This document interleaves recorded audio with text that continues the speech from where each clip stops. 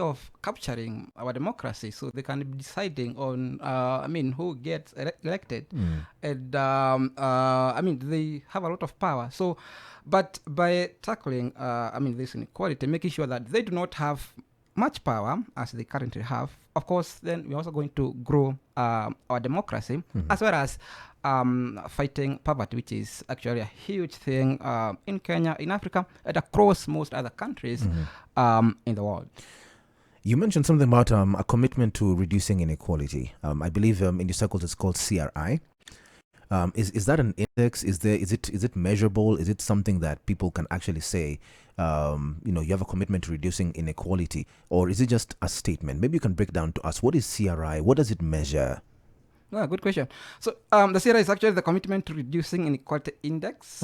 We actually released the fourth iteration of the index in October this month.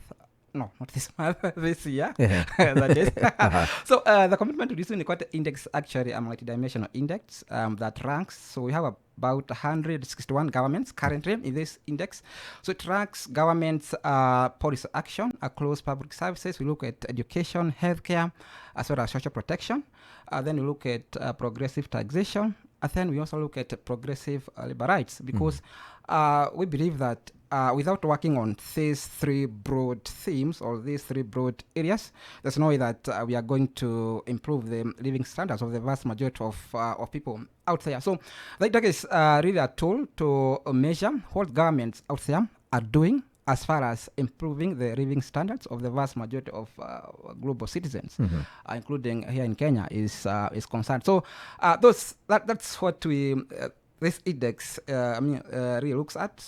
Actually, not complex, but yeah. So try to measure, because we believe it's very important to know whether governments are actually taking the right policy actions as far as fighting inequality is concerned. And then you can use this index to hold government into account. So you can, tell the government that you have promised to maybe spend this certain amount of money on education, but you are just spending maybe this. Why this? Why this is the case? What are you doing? Yeah. So it's actually a tool to hold governments into account as well, which is, I think, is what we are doing. Yeah.